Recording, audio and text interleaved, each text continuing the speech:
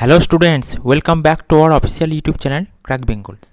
দেখো, আজকের আলোচ্য বিষয় হলো 18 জুন 2026-এ যে আরআরবি এনটিপিসির ইউজি লেভেলের এক্সাম হয়েছিল, সেখানে জিকে জিএস বা কারেন্ট অ্যাফেয়ার্সের পার্ট নিয়ে আমি অ্যানালিসিস করবো। টোটালটাই মেমোরি বেস কোশ্চেন। এখানে কোনটা কতটা কি ইম্পর্টেন্ট সেটাও বলে দেবো আমি। ফার্স্ট, সেকেন্ড এবং থার্ড এই তিনটে শিফটে ওভারঅল যে কোশ্চেনগুলো সেগুলো নিয়ে আলোচনা করতে চলেছি। তো বেশি দেরি না করে চলে যাবো ফার্স্ট স্লাইডের দিকে।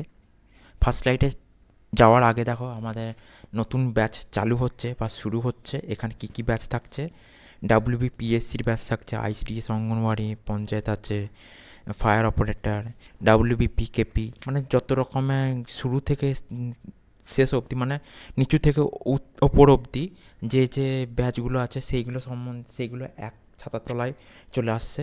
আর এগুলো পারচেস করতে কত কী খরচ হচ্ছে দেখো, মাত্র 299 টাকায় তুমি এককালীন পেমেন্টে সম্পূর্ণ কোর্স অ্যাক্সেস করতে পেয়ে যাচ্ছ। তো যাদের প্রয়োজন তারা ভর্তি হওয়ার জন্য যোগাযোগ করতে পারো 7866878332 এই নম্বরটিতে। তো আমি এবার চলে যাবো ফার্স্ট স্লাইডের দিকে। দেখো, ফার্স্ট স্লাইডে বলেছে কোন সাংবিধানিক সংশোধনী আইনের মাধ্যমে ভারতে জিএসটি চালু করা হয়েছিল। 101তম সংবিধান সংশোধনী আইন দ্বারা জিএসটিটা কত সালে চালু হয়? কম বেশি সকলেই জানি, এটা হচ্ছে যে 1 জুলাই 2017। ওকে, এবার চলে যাবো পরবর্তী প্রশ্নের দিকে।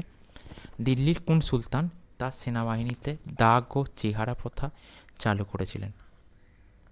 এটাও ভেরি ভেরি ইম্পর্ট্যান্ট একটা কোশ্চেন।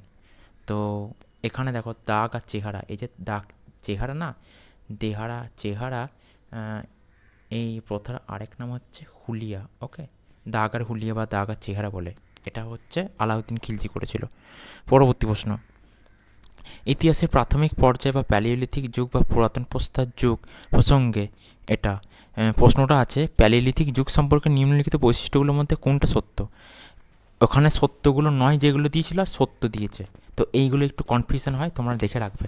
মানুষ প্রধানত শিকারী ও খাদ্য সংগ্রাহক ছিল এবং পাথরের সরঞ্জাম ব্যবহার করত। পরবর্তী প্রশ্ন, 2001 সালে আদমশুমারি অনুসারে ভারতের মোট জনসংখ্যা কত ছিল? 102,80,00,000।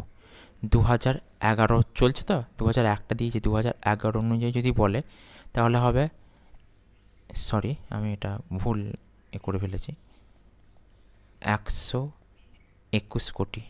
ওকে, 2011 সেন্সাস বা জনগণনা অনুযায়ী। এটা ভেরি ভেরি একটা ইম্পর্ট্যান্ট কোশ্চেন। পরবর্তী প্রশ্ন, কোন রাসায়নিক প্রক্রিয়ায় ইলেকট্রন নির্গত হয়? এটা হচ্ছে জারণ প্রক্রিয়ায়। পরবর্তী প্রশ্ন, পণ্ডিত শিবকুমার শর্মা কোন বাদ্যযন্ত্র বাজানোর জন্য বিখ্যাত? তো এটার উপরেও একটা ক্লাস আমাদের করানো আছে, তোমরা চাইলে দেখতে পারো, যে এই বাদ্যযন্ত্র, তারপরে ক্লাসিক্যাল ডান্স, এগুলোর ওপর। এই প্রশ্নের আপাতত সঠিক উত্তর হলো সন্তুর। পরবর্তী প্রশ্ন, কম্পিউটার এবং এমএস ওয়ার্ডের মতন অ্যাপ্লিকেশানগুলোতে পেস্ট অপশানের জন্য কোন কিবোর্ড শর্টকাট ব্যবহার করা হয়? কন্ট্রোল ভি ব্যবহার করা হয়। তোমরা সকলে কপির জন্য জানো, কপি হলে সি, তারপরে কাট হলে এক্স, আন্ডু হলে তোমরা জানো জেড, এইগুলো ইউজ করতে হয়। পরবর্তী প্রশ্ন, আধুনিক বংশগতিবিদ্যা সূত্র মেন্ডেলিফের সূত্র অনুযায়ী বা মেন্ডেলের সূত্র অনুযায়ী মটর গাছে কোন বিচিত্র জিনের সংমিশ্রণের ফলে সর্বদা এটা খড়বাকৃতির গাছ উৎপন্ন হয়? এটা হচ্ছে টিটি। ওকে, জিনের নাম হচ্ছে টিটি জিন। পরবর্তী প্রশ্ন, কোন সাংবিধানিক সংশোধনী আইনের মাধ্যমে ভারতে গ্রামের জন্য স্থানীয় স্বশাসন ব্যবস্থা চালু করা হয়েছিল? 73তম সংবিধান সংশোধনী আইন। 73তম সাংবিধানিক সংশোধনী আরেকবার লেখা হয়েছে, অসুবিধা নেই। পঞ্চায়েতি রাজ ব্যবস্থা। ওকে, এটা পঞ্চায়েত রাজ ব্যবস্থা কত না ত্রিস্তরীয় হিসাবে আছে। পরবর্তী প্রশ্ন, তামিলনাড়ু মহাবালিপুরমে অবস্থিত ইউনেস্কো স্বীকৃত বিশ্ববিখ্যাত শিলাখোদিত রথ মন্দির ও স্মৃতিস্তম্ভগুলি কোন ধরনের শিলা কেটে করা হয়? রাইট অ্যান্সার হচ্ছে গ্রানাইট শিলা দ্বারা গঠিত হয়, মানে গ্রানাইট শিলা কেটে তৈরি করা হয়। পরবর্তী প্রশ্ন, রাসায়নিক ধর্ম অনুসারে একটা লাল লিটমাস কাগজ চুন জলে ডুবালে এর রঙের কী পরিবর্তন হবে? এটা লাল থেকে নীল হয়ে যাবে। আবার নীলের ক্ষেত্রে কি হয় না, নীলের ক্ষেত্রে লাল হয়। পরবর্তী প্রশ্ন, উইলমডন এই উইলমডন চ্যাম্পিয়নশিপে মহিলাদের একক বিজয়ী খেলোয়াড়কে কোন নির্দিষ্ট ট্রফিটি প্রদান করা হয়? উইলমডন মানে হচ্ছে ইউকেতে, ঠিক আছে, ইউকের লন্ডন শহরে হয়। এটা প্রতি বছর মোটামুটি ধরো এই জুলাই মাস করে এটা অনুষ্ঠিত হয়। কোন ট্রফি প্রদান করা হয়? তো এখানে একটা সুন্দর রূপোর থালা আকৃতির ট্রফি, যার আনুষ্ঠানিক নাম ভেনাস রোজওয়াটার ডিশ। ওকে। আর এর আগে জুন মাসে ওটা জুন মাসে কি হয়, জুন মাসে হয় ফ্রেঞ্চ ওপেন। ওকে, ফ্রেঞ্চ ওপেন হয়। অস্ট্রেলিয়া বললে হবে জানুয়ারি, ঠিক আছে, কি না জানুয়ারি।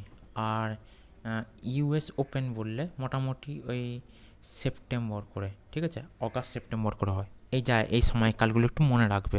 পরবর্তী প্রশ্ন, বিখ্যাত কুকি বিদ্রোহ 1917 থেকে 1919 ঘটিত বর্তমানে ভারতের কোন রাজ্যের সাথে সম্পর্কিত? মণিপুরের সাথে সম্পর্কিত।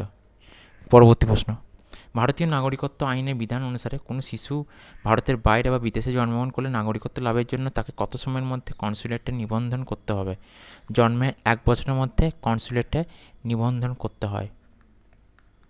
পরবর্তী প্রশ্ন, ঔপনিবেশিক আমলে উত্তরপ্রদেশের অবধ অঞ্চল, মানে যেটা অযোধ্যা বর্তমানে, ওই অঞ্চলের জমিদারদের বিরুদ্ধে কৃষকদের সংগঠিত ও ঐক্যবদ্ধ করার জন্য অবধ কিষাণ সভা 1920 সালের নেতৃত্ব কে দিয়েছিলেন? বাবা রামচন্দ্র দিয়েছিলেন। পরবর্তী প্রশ্ন, প্রতিবন্ধী ব্যক্তিদের আর্থিক পুনর্বাসনের জন্য বিখ্যাত জীবন প্রেরণা যোজনা কোন রাজ্য সরকার চালু করেছে?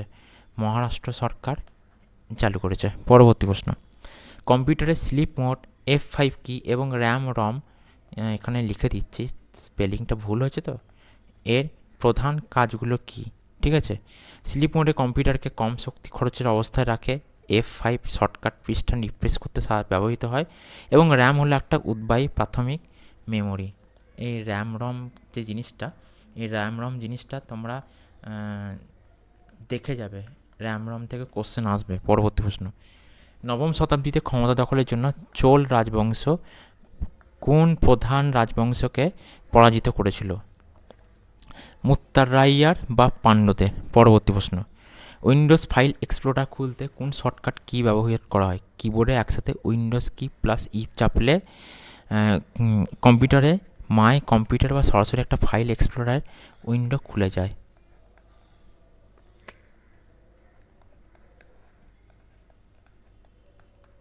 পরবর্তী প্রশ্ন, অ্যান্টাসিড কীভাবে পাকস্থলী অম্লতা কমাতে সাহায্য করে? পাকস্থলী অতিরিক্ত অ্যাসিড প্রশমিত করার মাধ্যমে।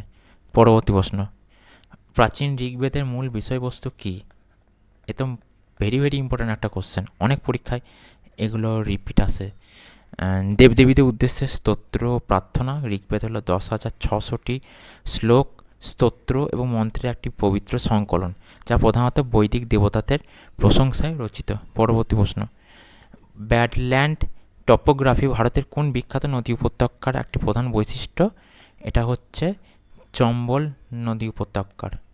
পরবর্তী প্রশ্ন, ওয়েব ব্রাউজারে যেমন গুগল ক্রম বা MS Edge কোনো নির্দিষ্ট শব্দ বা বাক্যাংশ দ্রুত খুঁজে বার করার জন্য কোন শর্টকাট কি ব্যবহার করা হয়? Ctrl+F। পরবর্তী প্রশ্ন, ODI ক্রিকেটের ইতিহাসে সবচেয়ে বেশি ছক্কা মারার সর্বকালের বিশ্ব রেকর্ডটি কোন ব্যাটসম্যানের দখলে আছে? রোহিত শর্মা ভারতের একজন প্রাক্তন ক্যাপ্টেন হিসেবে ছিল, যার আমলে আমরা দেখতে পাই T20 ওয়ার্ল্ড কাপ ভারত জেতে 2024 সালে। তো যেহেতু খেলোয়াড়টা খুবই পরিচিত, সেই জন্য আরও ভেরি ভেরি ইম্পর্টেন্ট বলে বললাম। বিরাট কোহলি, রোহিত শর্মা, এদের নিয়ে তো এখনও তো এরা আছে, অবসর নেয়নি, তো এদের রেকর্ড, নতুন নতুন রেকর্ড বা কিছু নিয়ে কোশ্চেন আসতেই পারে। পরবর্তী প্রশ্ন, নিম্নলিখিতগুলোর মধ্যে কোনটি বিশুদ্ধ সিস্টেম সফটওয়্যারের উদাহরণ যা অ্যাপ্লিকেশন সফটওয়্যারের শ্রেণীতে পড়ে না? উইন্ডোজ বা লিনাক্সের মতন অপারেটিং সিস্টেম। পরবর্তী প্রশ্ন, প্রশাসনিক স্বচ্ছতা বৃদ্ধির লক্ষ্য লক্ষ্যে তথ্য অধিকার আইন বা আরটিআই আইন অনুযায়ী বাস্তবায়নকারী ভারতের প্রথম রাজ্য কোনটা ছিল? এটা হচ্ছে তামিলনাড়ু ছিল। ওকে, তো আরটিআই আইন মানে হচ্ছে রাইট টু ইনফরমেশন অ্যাক্ট, এটা আরেকটা কথায় বলা হয় আরটিআই 2005। ওকে, পরবর্তী প্রশ্ন। ভারতীয় সংবিধানের ধারা 343(1) এর বিধান অনুযায়ী ভারতের সরকারি ভাষা কোনটি? দেবনাগরী লিপিতে হিন্দি, এবং এর সাথে আরেকটা জিনিস যেটা যোগ আছে সেটা হচ্ছে ইংলিশ। এর সহকারী ভাষা হিসাবে ইংলিশ আছে ভারতীয় সংবিধানে, এটা আছে। ভেরি ভেরি ইম্পর্ট্যান্ট কোশ্চেন কিন্তু এটা। এবার চলে যাবো আমরা পরবর্তী কোশ্চেনের দিকে। ভারত ও রাশিয়ার মধ্যে অনুষ্ঠিত বিখ্যাত ইন্দ্র সামরিক মহড়ার প্রধান কৌশলগত উদ্দেশ্য কী? এই কোশ্চেনটা আমি ভেরি ভেরি ইম্পর্ট্যান্ট দেবই, কারণ এটা আমি এর আগেও পরীক্ষায় আমি বেশ কয়েকবার পেয়েছি, এবং অন্যান্য আমি জায়গাতেও আমি কোশ্চেনটা কিন্তু আলোচনা করেছিলাম। যারা এই ভিডিওগুলো দেখোনি এর আগে বছরে বা আগে কয়েক মাস আগে পরীক্ষাগুলো হয়ে গেছে, সেখানে সেই ভিডিওগুলো দেখতে পারো, সেখান থেকেও হয়তো কোশ্চেন দিতে পারে কিছু। তো এখানে কৌশলগত উদ্দেশ্য কি? সন্ত্রাসবাদ দমন ও যৌথ সামুদ্রিক নিরাপত্তা অভিযান শক্তিশালীকরণ করা। পরবর্তী প্রশ্ন। ভারতীয় সংবিধানের বিধান অনুসারে দেশের রাষ্ট্রপতি কতবার একটি বিল পুনর্বিবেচনা করার জন্য সংসদে ফেরত পাঠাতে পারেন? একবারও কিন্তু পুনর্বিবেচনা করার জন্য বিল ফেরত পাঠাতে পারেন না। পরবর্তী প্রশ্ন। তো আজকে এতটুকুই।